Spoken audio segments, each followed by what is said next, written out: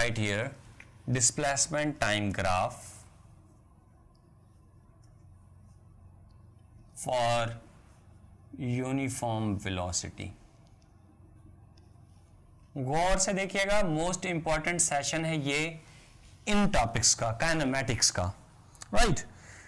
Displacement time graph draw करने के लिए मैं यहां पर कुछ डेटा एनालिसिस करूंगा और डेटा एनालिसिस के लिए मैं डेटा बनाऊंगा टाइम और डिस्प्लेसमेंट के दरमियान, time interval and displacement. Okay, suppose करें अगर यहां पर वेलोसिटी की डेफिनेशन को, यूनिफॉर्म वेलोसिटी की डेफिनेशन को आप रिकॉल करें तो हमने क्या पढ़ा है कि body equal intervals of time में एक ही जितना डिस्प्लेसमेंट ट्रैवल करेगी बार बार। इसका मतलब अगर 2 मिनट में, पहले 2 मिनट में बॉडी 3 किलोमीटर मूव कर रही है, फिर से 2 मिनट में 3 किलोमीटर मूव कर रही है, फिर से 2 मिनट में 3 किलोमीटर मूव कर रही है, और बार बार सेम इंटरवल ऑफ टाइम में एक ही जितनी डिस्प्लेसमेंट हो रही है, तो उस बॉडी की वेलोसिटी यूनिफॉर्म होगी। ऐसी ही कोई एग्जांपल यहां पर लेते हैं, टाइम सेकंड्स में ले लेते हैं, डिस्प्लेसमेंट मीटर्स में ले लेते हैं। फॉर सपोज बॉडी कोई मूव कर रही है और बॉडी ने 2 सेकंड्स में 3 मीटर डिस्प्लेसमेंट की। ओके, तो अगले 2 सेकंड में भी वो 3 मीटर ही डिस्प्लेसमेंट करेगी। तो जब टाइम 4 सेकंड हो चुका होगा तो इसकी डिस्प्लेसमेंट टोटल कितनी हो चुकी होगी? 6 मीटर्स।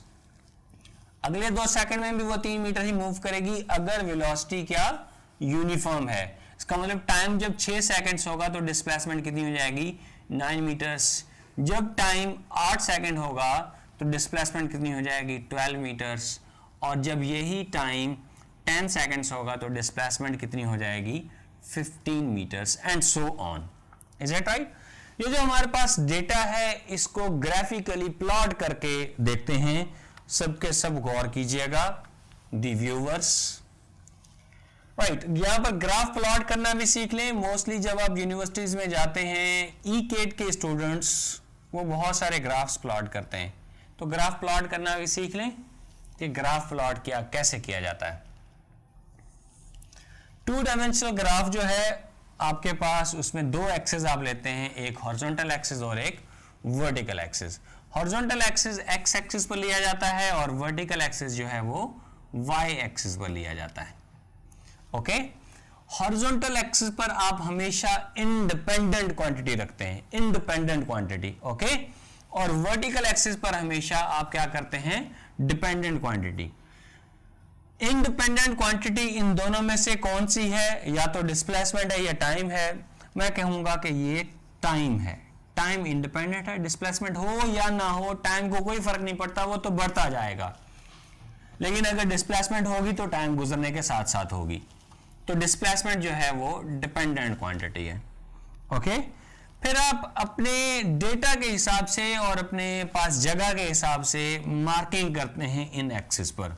मैं भी अपनी तरफ से ही मार्किंग यहां पर कर रहा हूं। 2, 4, 6, 8, 10। याद रहे ये मार्किंग इक्वी डिस्टेंट होनी चाहिए and so on if there is need. Okay, इसी तरह वर्टिकल एक्सिस पर भी मार्किंग आप कर सकते हैं।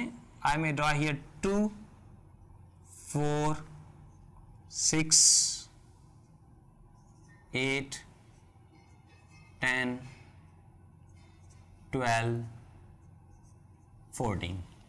ओके, नाउ हमारे पास जो भी डेटा है उसको प्लॉट करने की कोशिश करते हैं। कैसे किया जाएगा गौर करें। जब टाइम 2 सेकंड है तो डिस्प्लेसमेंट कितनी है? 3 मीटर्स। टाइम जब 2 सेकंड है तो इसका मतलब आप यहां से एक लाइन ड्रॉ करेंगे इमेजिनरी, और डिस्प्लेसमेंट 3 मीटर्स। 2 ये है, 4 ये है, तो 3 क्या इनके बीच में होगा यहां पर। ओके, इसी तरह जब टाइम 4 सेकंड है तो डिस्प्लेसमेंट कितनी है? 6। जब ये 4 सेकंड्स है, ओके, इसको मैं कुछ ऐसे ड्रॉ कर सकता हूं। एम आई राइट? स्ट्रेट है, थोड़ा बहुत फर्क हो सकता है because I am not 100% perfect. Okay जी, ये इनका इंटरसेक्शन पॉइंट आपने मार्क कर लिया। इसी तरह जब टाइम 6 सेकंड है तो डिस्प्लेसमेंट कितनी है? 9। जब टाइम 6 सेकंड है, hopefully this is for 6 seconds, और 8 और 10 के दरमियान एग्जैक्टली ये 9 हो जाएगा। ओके, इसी तरह जब टाइम जो है वो 8 सेकंड है तो डिस्प्लेसमेंट 12 है। टाइम जब 8 सेकंड है तो डिस्प्लेसमेंट कितनी है हमारे पास? 12। ओके जी, जब टाइम 10 सेकंड है तो डिस्प्लेसमेंट कितनी है? 15। इसको भी मार्क कर सकते हैं। जब टाइम 10 सेकंड है तो डिस्प्लेसमेंट है 15 तकरीबन यहां पर होगा। ओके जी, अब इन पॉइंट्स को अगर आपस में आप मिलाएं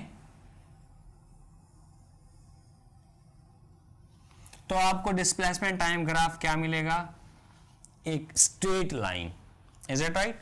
ये मैंने कोशिश की है स्ट्रेट ड्रॉ करने की, लेकिन अगर थोड़ा बहुत ऊपर नीचे हो गया है तो माफ कीजिएगा। सो हम डिस्प्लेसमेंट टाइम ग्राफ हमें क्या मिला? हम कहते हैं कि displacement time graph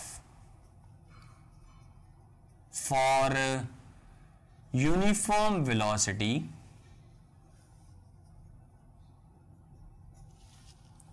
is a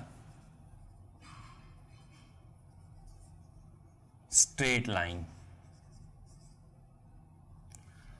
अब ये स्ट्रेट लाइन अगर है तो स्ट्रेट लाइन यही शो करे। अगर ये स्ट्रेट लाइन ना होता तो ये शो करती कि वेलोसिटी यूनिफॉर्म नहीं है। स्ट्रेट लाइन ही शो कर रही है कि वेलोसिटी यूनिफॉर्म है। ओके जी, अब यहां पर कुछ और खास चीजें डिस्कस करने की हैं जो कि आपने याद रखनी हैं। ओके, क्या गौर कर लें यहां पर कि अगर यहां हमारे पास डेटा था तो हमने डेटा को प्लॉट किया, हमें ग्राफ मिल गया। अगर हमारे पास सिर्फ ग्राफ दिया गया हो और हमें कहा जाए कि मालूम करें इस बॉडी की स्पीड क्या है या इसकी वेलोसिटी क्या है, तो हम कैसे मालूम करेंगे इस ग्राफ से? तो हम कहेंगे इस ग्राफ का, डिस्प्लेसमेंट टाइम ग्राफ का जो स्लोप होगा वो स्लोप हमें वेलोसिटी की मैग्नीट्यूड देगा। So the slope of displacement time graph gives the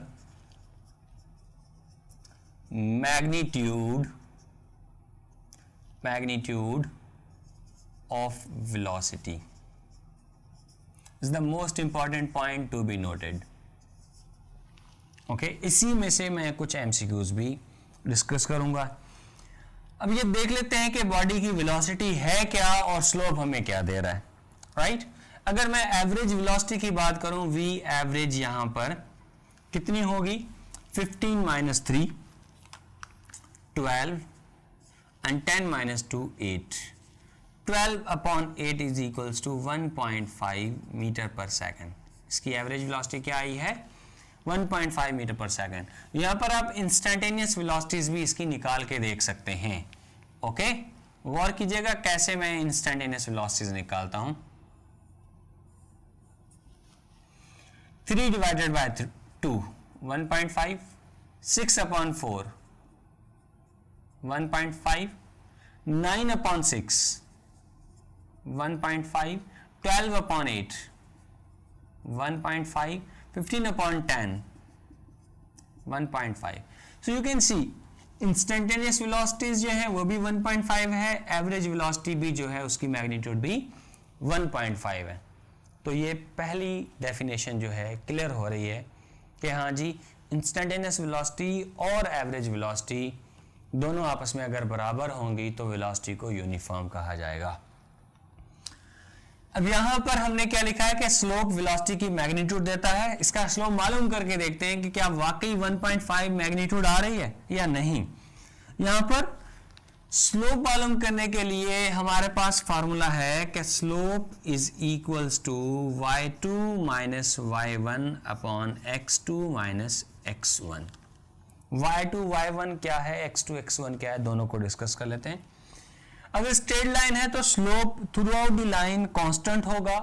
इसका मतलब आप इस लाइन पूरी लाइन का स्लोप मालूम कर लें या किसी छोटे से हिस्से का स्लोप मालूम कर लें, सेम होगा। राइट, तो हम किसी छोटे हिस्से का स्लोप मालूम कर लेते हैं। सपोज करें कि हम किसी इस हिस्से का स्लोप मालूम कर रहे हैं, इस हिस्से का जिसको मैंने ब्लैक कर दिया है।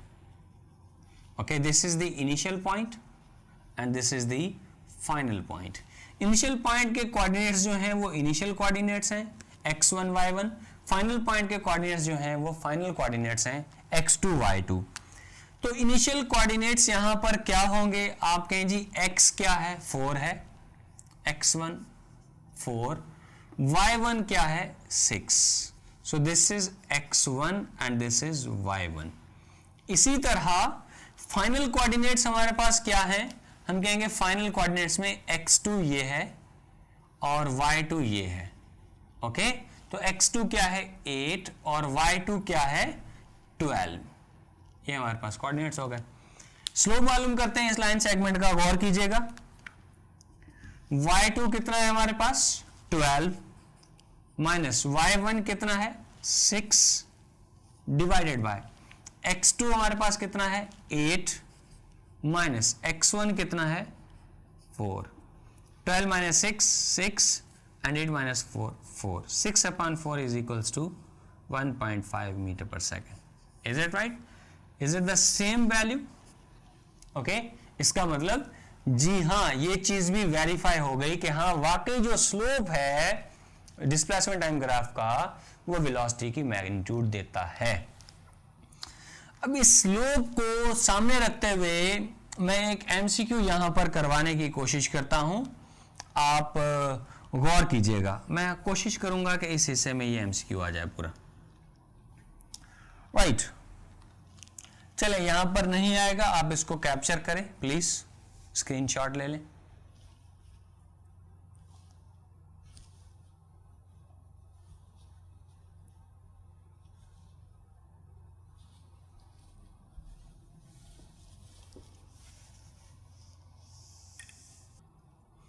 So we have discussed about average velocity, we have discussed about instantaneous velocity. Now third type of velocity, that is uniform. So uniform velocity को समझना काफी आसान है, just uniform को समझ लें आप। right? uniform से क्या मतलब है, आप सबके सब स्टूडेंट्स अपने कॉलेजेस या स्कूल्स जाते होंगे तो आपको एक स्पेसिफिक ड्रेस पहनाया जाता है, उस ड्रेस को यूनिफॉर्म कहा जाता है। उसको यूनिफॉर्म क्यों कहते हैं, uni single form look, okay, appearance. तो आपको वो ड्रेस इसलिए पहनाया जाता है कि किसी भी एक स्टूडेंट दूसरे स्टूडेंट से डिफर ना करें, सारे के सारे एक जैसे ही नजर आए, यकसानियत हो, ताकि अमीर और गरीब का फर्क खत्म हो जाए क्लास में या स्कूल या कॉलेज में।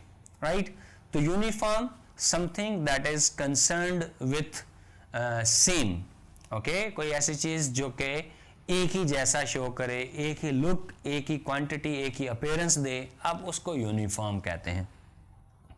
यहां पर भी यूनिफॉर्म वेलोसिटी का मतलब कुछ ऐसा ही है कि अगर आप जर्नी कर रहे हैं और जर्नी के दौरान लगातार वेलोसिटी एक ही जैसी हो, जिसमें किसी भी किस्म का चेंज ना हो, आप यूनिफॉर्म को कह सकते हैं no change. Is it right? किसी भी किस्म का कोई चेंज ना हो, वेलोसिटी लगातार जर्नी के दौरान सेम रहे, तो ऐसी किसी वेलोसिटी को यूनिफॉर्म वेलोसिटी कहा जाता है। ओके, तो यूनिफॉर्म वेलोसिटी को डिफाइन कैसे कर सकते हैं, velocity whose magnitude and directions do not change consistently, that is called uniform velocity.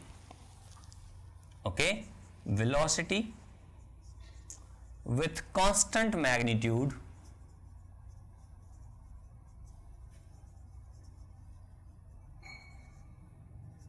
and direction. ऐसी वेलोसिटी जिसकी मैग्नीट्यूड भी कांस्टेंट रहे और डायरेक्शन भी कांस्टेंट रहे, ऐसी किसी वेलोसिटी को यूनिफॉर्म वेलोसिटी कहा जाता है। तो यूनिफॉर्म वेलोसिटी कैसे अचीव हुआ करती है, आप कहेंगे कि यूनिफॉर्म वेलोसिटी तब अचीव होती है जब कोई body equal intervals of time में एक ही जितनी डिस्प्लेसमेंट ट्रैवल करे। If an object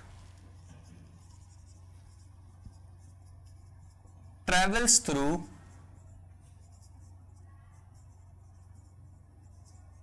same displacement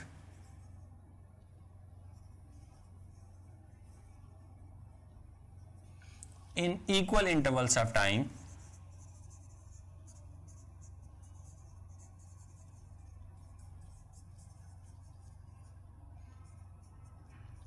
it is said to be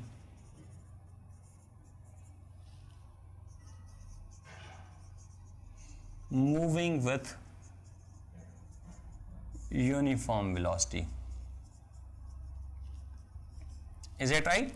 अगर कोई object same intervals of time में, क्या इक्वल इंटरवल्स ऑफ टाइम में सेम डिस्प्लेसमेंट ट्रेवल कर रहा हो तो उस ऑब्जेक्ट की जो वेलोसिटी होगी वो यूनिफॉर्म होगी. ओके, यूनिफॉर्म वेलोसिटी का एक और खास कैरेक्टर भी है, वो भी यहां पर नोट कर लेते हैं कि when instantaneous velocity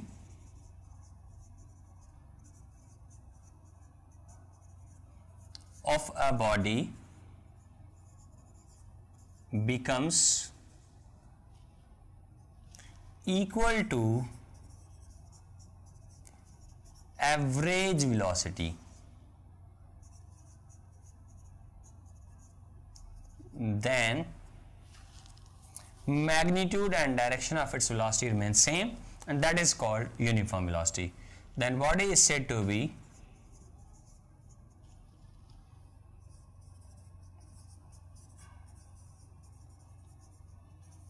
moving with uniform velocity. Okay, इसका मतलब कि इंस्टेंटेनियस वेलोसिटी अगर बराबर हो जाए किसके, एवरेज वेलोसिटी के, मतलब थ्रू आउट द जर्नी क्या वेलोसिटी रही है वो वाली वेलोसिटी और हर लम्हे की वेलोसिटी आपस में बराबर हों, तो वेलोसिटी डेफिनेटली चेंज नहीं हो रही होगी, तो उस वक्त जो भी वेलोसिटी होगी उसको आप क्या नाम देंगे, यूनिफॉर्म वेलोसिटी. तो आप कह सकते हैं कि यूनिफॉर्म वेलोसिटी का कोई खास कैरेक्टर है और वो ये कि इसमें एवरेज वेलोसिटी बराबर होती है किसके, इंस्टेंटेनियस वेलोसिटी के.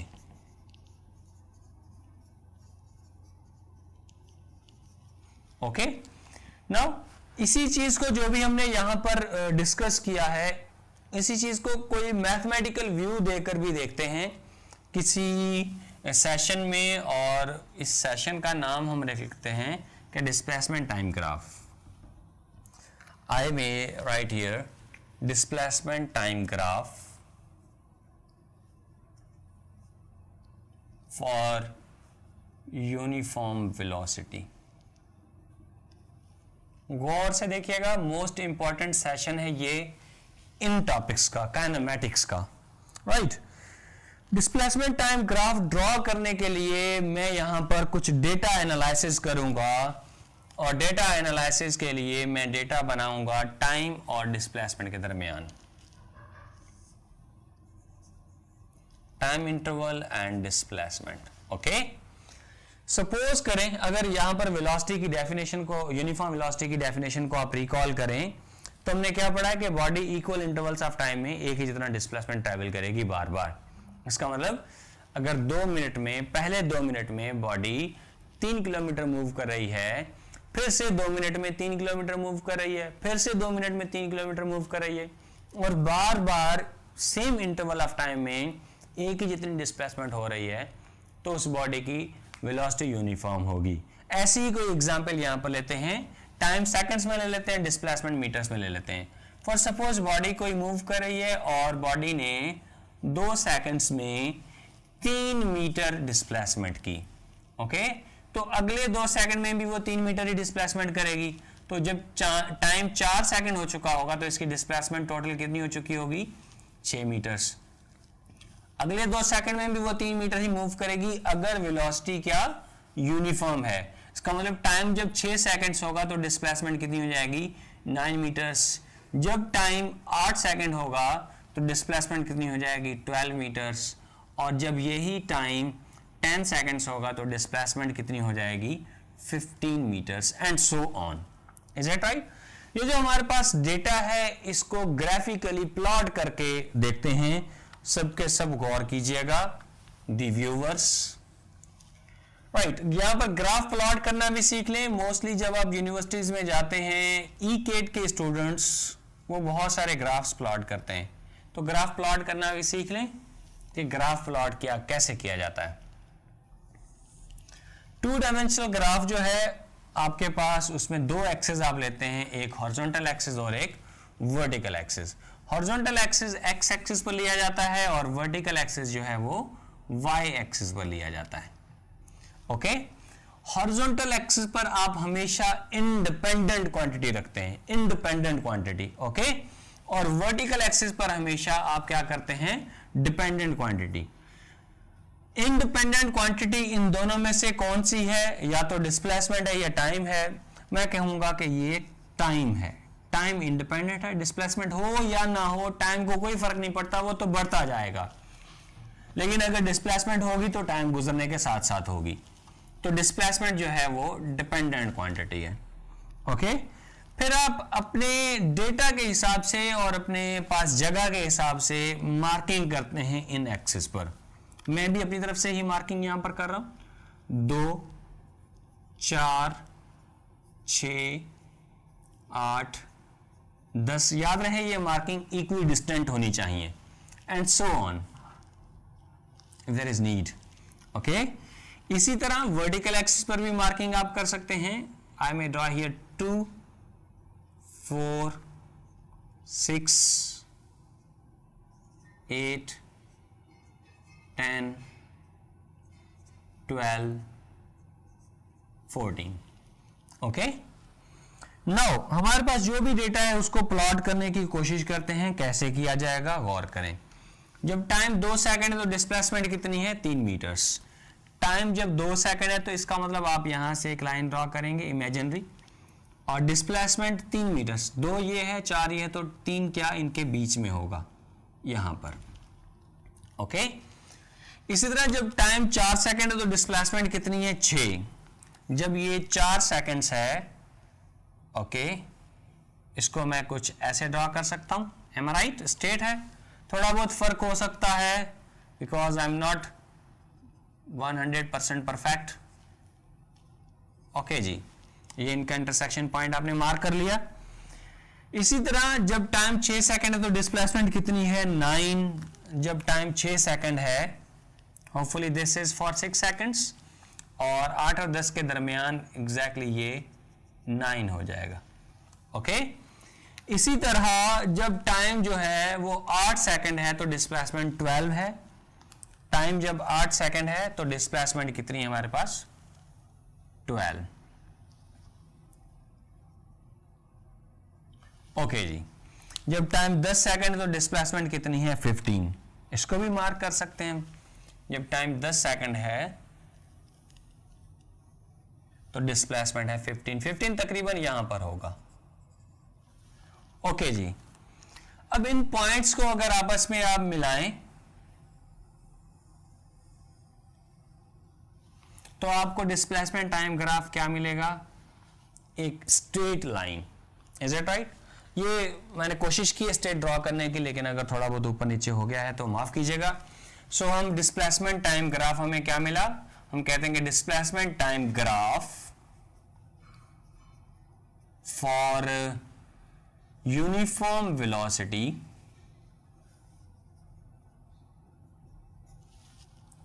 is a straight line।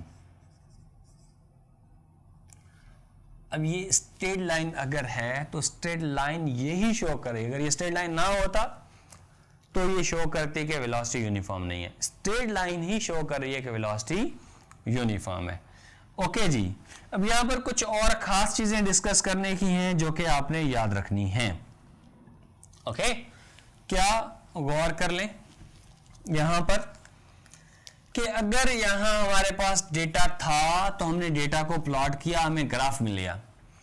अगर हमारे पास सिर्फ ग्राफ दिया गया हो और हमें कहा जाए कि मालूम करें इस बॉडी की स्पीड क्या है या इसकी वेलोसिटी क्या है, तो हम कैसे मालूम करेंगे इस ग्राफ से? तो हम कहेंगे इस ग्राफ का, डिस्प्लेसमेंट टाइम ग्राफ का जो स्लोप होगा वो स्लोप हमें वेलोसिटी की मैग्नीट्यूड देगा. So the slope of displacement time graph gives the magnitude of velocity. This is the most important point to be noted. Okay, इसी में से मैं कुछ MCQs भी डिस्कस करूंगा. अब ये देख लेते हैं कि बॉडी की वेलोसिटी है क्या और स्लोप हमें क्या दे रहा है. राइट, अगर मैं एवरेज वेलोसिटी की बात करूं, V एवरेज यहां पर कितनी होगी? 15 minus 3 12 and 10 minus 2 8. 12 upon 8 is equals to 1.5 metre पर सेकेंड. इसकी एवरेज वेलोसिटी क्या आई है? 1.5 मीटर पर सेकेंड. यहां पर आप इंस्टेंटेनियस वेलोसिटीज भी इसकी निकाल के देख सकते हैं. ओके, गौर कीजिएगा कैसे मैं इंस्टेंटेनियस वेलोसिटीज निकालता हूं. 3 divided by 2 1.5, 6 upon 4 1.5, 9 upon 6 1.5, 12 upon 8 1.5, 15 upon 10 1.5. So you can see instantaneous velocities जो है वो भी 1.5 है, एवरेज वेलोसिटी भी जो है उसकी मैग्नीट्यूड भी 1.5 है. तो ये पहली डेफिनेशन जो है क्लियर हो रही है कि हाँ जी, इंस्टेंटेनियस वेलोसिटी और एवरेज वेलोसिटी दोनों आपस में अगर बराबर होंगी तो वेलोसिटी को यूनिफॉर्म कहा जाएगा. अब यहां पर हमने क्या लिखा है कि स्लोप वेलोसिटी की मैग्नीट्यूड देता है. इसका स्लोप मालूम करके देखते हैं कि क्या वाकई 1.5 मैग्नीट्यूड आ रही है या नहीं. यहां पर स्लोप मालूम करने के लिए हमारे पास फार्मूला है कि slope is equals to y2 minus y1 upon x2 minus x1. y2 y1 क्या है, x2 x1 क्या है, दोनों को डिस्कस कर लेते हैं. अगर स्ट्रेट लाइन है तो slope through out the line constant होगा. इसका मतलब आप इस लाइन, पूरी लाइन का स्लोप मालूम कर लें या किसी छोटे से हिस्से का स्लोप मालूम कर लें, सेम होगा. राइट, तो हम किसी छोटे हिस्से का स्लोप मालूम कर लेते हैं. सपोज करें कि हम किसी इस हिस्से का स्लोप मालूम कर रहे हैं, इस हिस्से का जिसको मैंने ब्लैक कर दिया है. Okay, this is the initial point and this is the final point. Initial point के कोऑर्डिनेट्स जो हैं वो इनिशियल कोऑर्डिनेट्स हैं x1 y1. फाइनल पॉइंट के कोऑर्डिनेट्स जो हैं वो फाइनल कोऑर्डिनेट्स हैं x2 y2. तो इनिशियल कोऑर्डिनेट्स यहां पर क्या होंगे? आप कहें जी x क्या है? 4 है, x1 4, y1 क्या है? 6. So this is x1 and this is y1. इसी तरह फाइनल कोऑर्डिनेट्स हमारे पास क्या है? हम कहेंगे फाइनल कोऑर्डिनेट्स में x2 ये है और y2 ये है. ओके, तो x2 क्या है? 8 और y2 क्या है? 12. ये हमारे पास कोऑर्डिनेट्स हो गए. स्लोप मालूम करते हैं इस लाइन सेगमेंट का. गौर कीजिएगा, y2 कितना है हमारे पास? 12 माइनस y1 कितना है? 6 डिवाइडेड बाय x2 हमारे पास कितना है? 8 माइनस x1 कितना है? 4. 12 minus 6 and 8 minus 4. 6 upon 4 is equals to 1.5 metre पर second. Is it right? Is it the same value? Okay, इसका मतलब जी हाँ, ये चीज भी वेरीफाई हो गई कि हाँ वाकई जो स्लोप है डिस्प्लेसमेंट टाइम ग्राफ का वो वेलोसिटी की मैग्नीट्यूड देता है. अब इस स्लोप को सामने रखते हुए मैं एक एमसीक्यू यहां पर करवाने की कोशिश करता हूं. आप गौर कीजिएगा, मैं कोशिश करूंगा कि इस हिस्से में ये एमसीक्यू आ जाए पूरा. राइट, चले यहां पर नहीं आएगा, आप इसको कैप्चर करें प्लीज, स्क्रीनशॉट ले लें.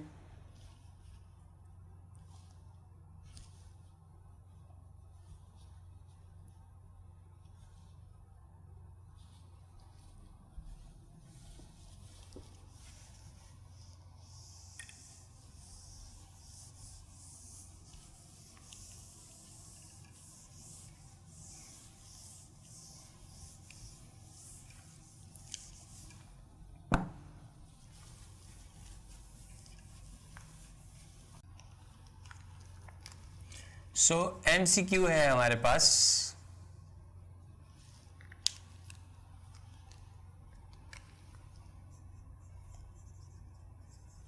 which of the following displacement time graph represents the higher velocity या highest velocity या greatest velocity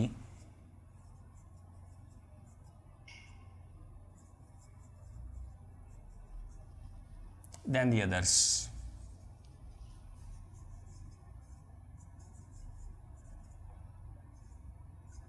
राइट। सो आपके पास ग्राफ्स हैं,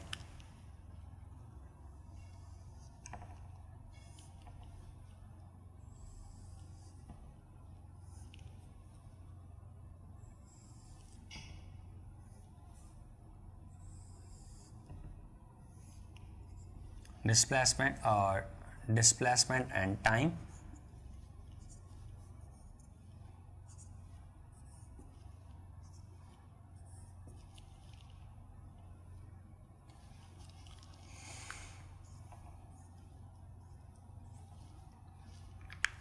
So very first graph is somehow like this. Another graph is this, choice A, choice B, choice C and choice D. Is that right? So diagram को, इन graphs को गौर से देखें और जवाब दें कि कौन सा ग्राफ ज़्यादा से ज़्यादा वेलोसिटी शो कर रहा है इन चारों के कंपैरेटिवली, इनमें से अगर कंपैरिजन किया जाए, राइट? तो कैसे गौर किया जाएगा, किस चीज़ को सामने रखते हुए हम इसका जवाब दे सकते हैं?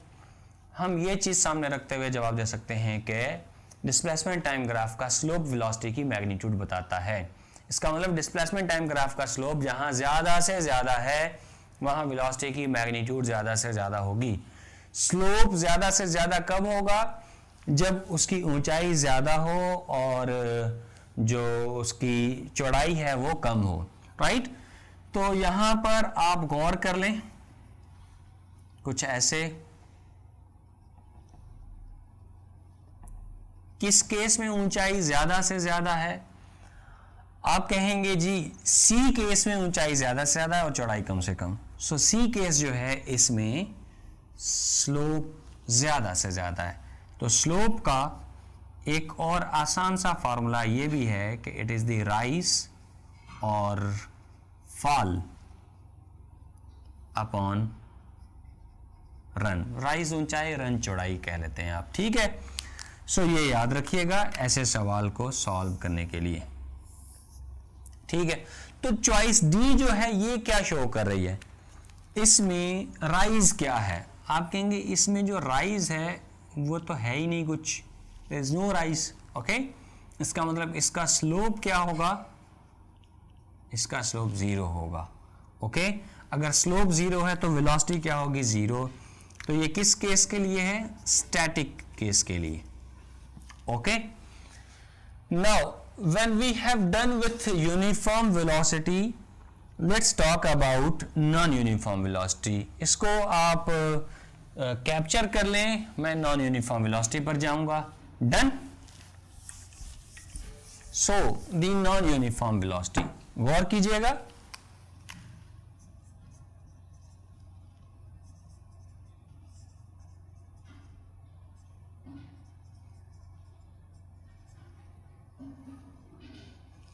velocity that is not constant with respect to magnitude or direction throughout the journey is called non-uniform velocity. हमारी प्रैक्टिकल लाइफ में ऐसा ही होता है कि हम जब ड्राइव कर रहे होते हैं, कहीं पर जंप आ गया, कहीं पर टूटा हुआ रोड आ गया, कहीं पर बहुत स्मूथ रोड आ गया और कहीं पर टर्न्स आ गए, कहीं ट्रैफिक जैम है। तो इसमें क्या होता है, जहाँ रोड स्मूथ है वहाँ हम स्पीड बढ़ाएंगे, वेलोसिटी बढ़ेगी। जहाँ पर रोड टूटा हुआ है वहां पर ये रेट कम हो जाएगा, जहां स्पीड ब्रेकर है वहां पर भी स्लो हो जाएगी गाड़ी। तो velocity through out the motion constant नहीं रहती है, ऐसे वेलोसिटी को नॉन यूनिफॉर्म वेलोसिटी कहा जाता है। ओके, नॉन यूनिफॉर्म या फिर इसका दूसरा नाम है variable velocity, velocity that is not constant throughout the motion, velocity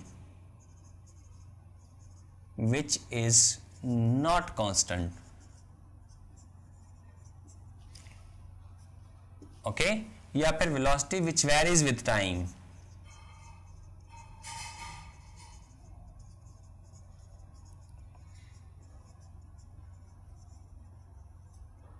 that may be called non uniform velocity. Non uniform velocity के कुछ कैरेक्टरिस्टिक्स हैं, और वो क्या कैरेक्टरिस्टिक्स हैं इसको गौर कर लेते हैं, या इसको एक बड़ी सारी डेफिनेशन देना चाहें तो कैसे डिफाइन करेंगे। If an object travels through unequal displacement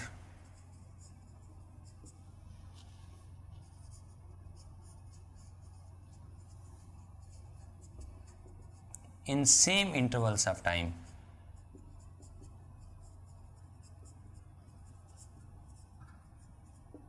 then its velocity is called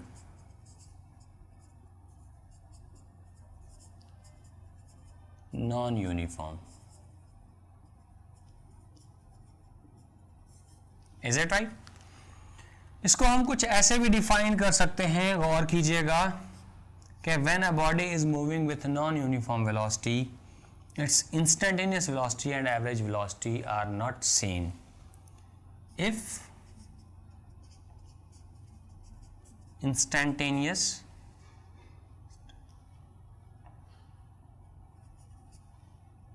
velocity of a body does not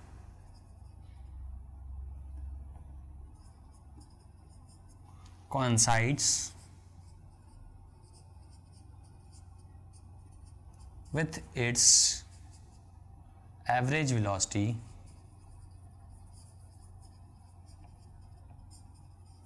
then it is said to be moving with non-uniform velocity. Is it right? इसका मतलब अगर velocity non uniform है, non uniform velocity अगर है, तो इसका मतलब क्या होगा कि instantaneous velocity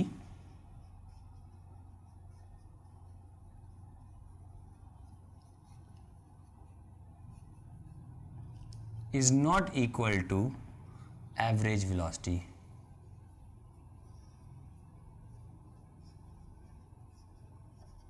अगर velocity नॉन यूनिफॉर्म है तो इंस्टेंटेनियस velocity और एवरेज velocity अलग अलग होंगे ना। जो भी हमने यहां पर लिखा है, इस चीज को कुछ मैथमेटिकल, कुछ ग्राफिकल सपोर्ट देने की कोशिश करते हैं, गौर कीजिएगा। राइट, सो टॉपिक को हम नाम दे देते हैं displacement time graph for non uniform velocity. Okay, data analysis के लिए हम कोई डेटा टेबल बना लेते हैं।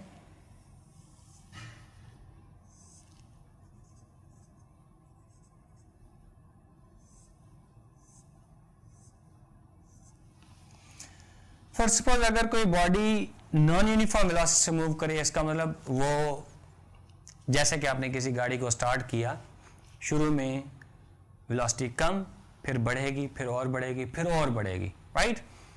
तो एग्जैक्टली ऐसा ही कोई व्यू यहां पर ड्रॉ कर लेते हैं। उस वेलोसिटी जो कि इंक्रीज हो रही है उसे नॉन यूनिफॉर्म वेलोसिटी ही कहा जाएगा, राइट। बॉडी ने 1 सेकंड में ट्रेवल किया 1 मीटर, अगले 1 सेकंड में, मतलब 2 सेकंड्स में बॉडी ट्रैवल कर रही है 3 मीटर, तो 1 and 3 that is equals to 4। अगले 1 सेकंड में वो ट्रैवल कर रही है 5 मीटर, तो यहां पर 4 और 5 कितने हो जाएंगे 9। अगले 1 सेकंड में बॉडी ट्रैवल कर रही है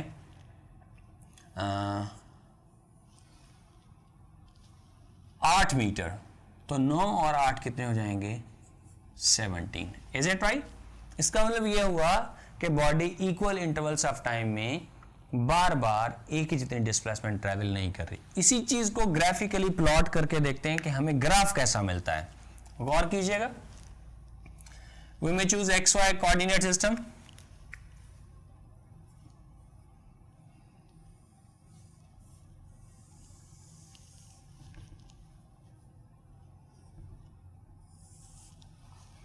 Right, this is y-axis on which we may put dependent quantity, displacement, x-axis independent quantity, that is time. Okay जी, मार्किंग कर लेते हैं 1 2 3 4 एंड सो ऑन। यहाँ पर भी मार्किंग कर लेते हैं। मैं मार्किंग कर देता हूँ 5 के हिसाब से, 5, ओके जी, 5 10 15 20।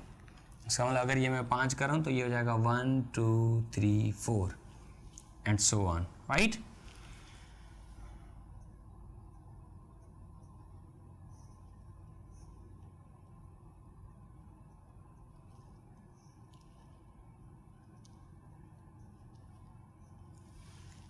ओके जी, let's plot the data.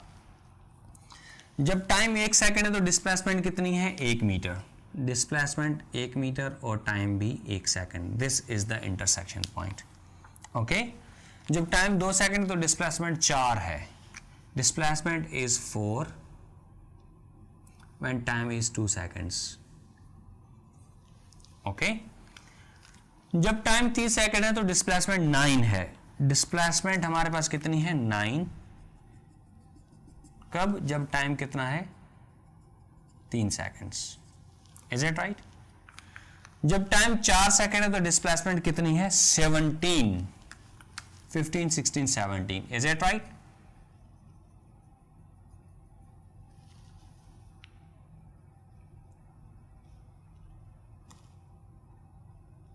Okay जी, इंटरसेक्शन पॉइंट हो गया ये। अब अगर हम इन पॉइंट्स को आपस में मिलाएं तो हमें क्या मिलेगा, गौर कीजिएगा।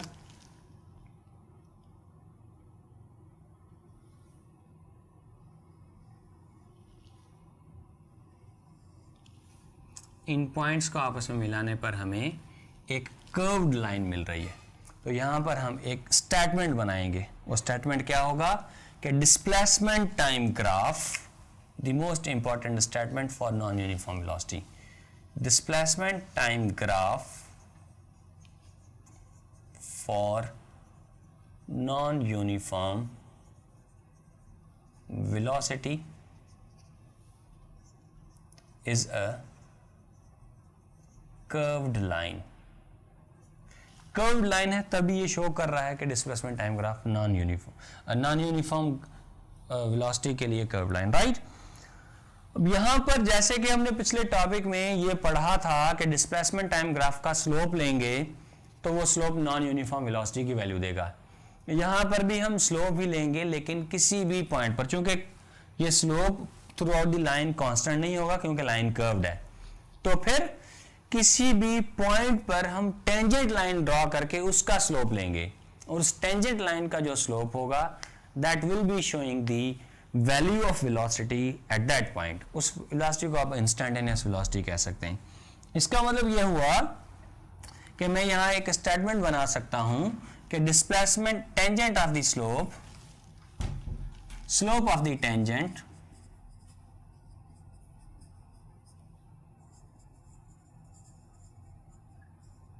at any point on displacement time graph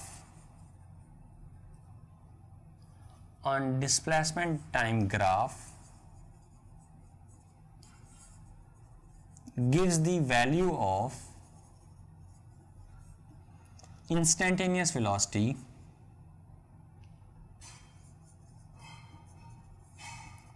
at that point.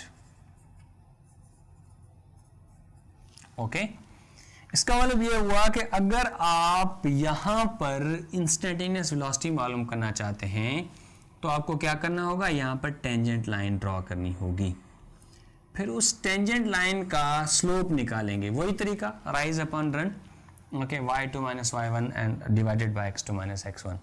तो वो स्लोप आपको क्या देगा, वेलोसिटी की मैग्नीट्यूड देगा। तो यहां पर मैं कोई 3 पॉइंट्स कंसीडर कर लेता हूं आपको स्लोप समझाने के लिए। ओके एक पॉइंट ये ले लेते हैं, इसमें टेंजेंट लाइन ड्रॉ करें तो कुछ ऐसे होगी, यहां पर टेंजेंट लाइन कुछ ऐसे, और इस पॉइंट पर अगर मैं टेंजेंट लाइन ड्रॉ करूं तो ये टेंजेंट लाइन कुछ ऐसे हो जाएगी। अब आप ये जज करेंगे कि किस पॉइंट पर टेंजेंट लाइन का स्लोप ज्यादा से ज्यादा है, पॉइंट 1, 2 और 3, किस पॉइंट पर टेंजेंट लाइन का स्लोप ज्यादा से ज्यादा। आप कहेंगे पॉइंट 1 जो है उसमें राइज थोड़ा कम है, रन थोड़ा ज्यादा है। पॉइंट 2 में जो टेंजेंट लाइन ड्रॉ की गई उसमें राइज थोड़ा बढ़ गया, रन थोड़ा कम हो गया। पॉइंट 3 पे जो टेंजेंट लाइन ड्रॉ की गई उसमें राइज और बढ़ गया, रन थोड़ा कम हो गया। राइज बढ़ने का मतलब स्लोप बढ़ रहा है, स्लोप कम, स्लोप बढ़ गया और बढ़ गया, राइट। इसका मतलब क्या हुआ, स्लोप ग्रेजुअली इंक्रीज हो रहा है, इसका मतलब वेलोसिटी ग्रेजुअली इंक्रीज हो रही है। तो इसका मतलब ये हुआ कि अगर आपके पास कोई इस किस्म का डिस्प्लेसमेंट टाइम ग्राफ है तो इस किस्म का डिस्प्लेसमेंट टाइम ग्राफ आपको क्या बताएगा कि देयर इज इंक्रीजिंग वेलोसिटी।